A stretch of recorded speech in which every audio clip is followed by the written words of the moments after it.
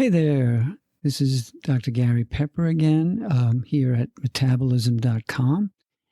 And this is the first of a series of vlogs or video podcasts that I'd like to be doing on the use of our new AI engine at metabolism.com to search for medical information. If you've ever searched for medical information online, you know it can be a little tricky because there are a lot of technicalities involved with medical lingo and interpreting what the results are, as well as figuring out what the right question is. So by doing these little mini tutorials, I hope to be able to demonstrate for you what I think is the best techniques to use. And I hope I can also answer some of the questions you might have on metabolic health issues. I'm going to also publish this as a audio podcast. However, for those of you who are curious, you can always head over to metabolism.com and see for yourself. I'll also be trying to do a live streams on YouTube, and I'll keep everyone posted on when those will be available. So as you can see behind me, if you're watching the video, we have the home screen of metabolism.com. And if you jump here to the AI companion link, then you'll be going to the website page. We call it the Metabolic Mentor. I'm going to log in here. Okay, so we are now logged in on the Metabolic Mentor. And if you scroll down, you can now ask your questions.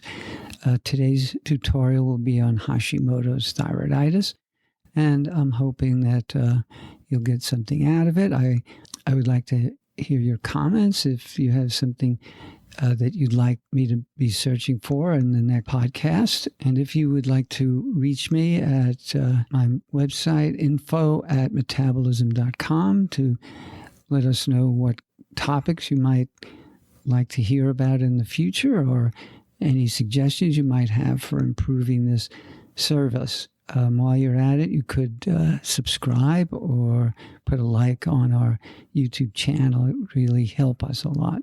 So hang in there for a second, and now we're going to transition to the latest live stream that I did earlier today on the subject again of Hashimoto's thyroiditis. This is the AI companion page at metabolism.com. We call it the Metabolic Mentor, and it's powered by OpenAI. And once you register to the website, you're entitled to use the same function for free. So let's start off with a simple question. What is Hashimoto's thyroiditis? Okay, let me see if I can make that a little bigger off the screen. Oh, that's no good. There we go. What is Hashimoto's thyroiditis? So let's see what the AI agent can tell us about that. Now we can zoom in a little bit. Hashimoto's thyroiditis is an autoimmune disease, which means the body is reacting against itself, which attacks the thyroid gland and is the leading cause of hypothyroidism, most people. And it's like an inflammation, but it's not a painful inflammation. It's not like a sore knee. You don't have any real pain from it, but it can cause your thyroid to become underactive, which means it doesn't make enough thyroid hormone, and that's what causes the symptoms. So let's ask, what are the symptoms? What are the symptoms of Hashimoto? See what we get for that answer. Mentor is thinking. Fatigue, weight gain, sensitivity to cold, dry skin and hair loss, muscle weakness, joint pain, constipation, depression, memory problems, menstrual irregularities, which generally means either heavy and infrequent menses is most common, and enlargement of the thyroid gland, which is called a goiter. Now, you may have only one of these symptoms, or you may have multiple symptoms.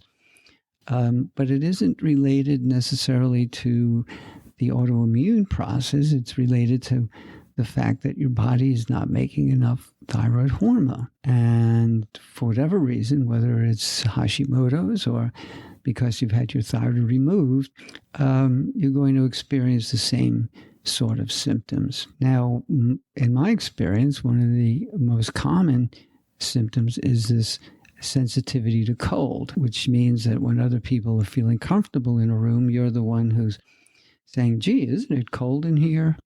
Though living in Florida, where people ramp up the air conditioning, it's going to be a hard thing to determine if that's a thyroid condition or not. Fatigue, the thyroid hormone, that's the chemical that the thyroid puts into your blood, controls something called the metabolic rate. And that's the rate at which your body burns calories. And you could use the example of a heating unit in your house. When you turn up the heating unit, you feel hotter, but you're also using more fuel. So there are many other symptoms, all related to a decrease in your metabolic rate, which is the rate at which your body's functioning. So let's say what treatment is available for hypothyroidism. Unfortunately, in my experience, there aren't many nutrients that will make much of a difference.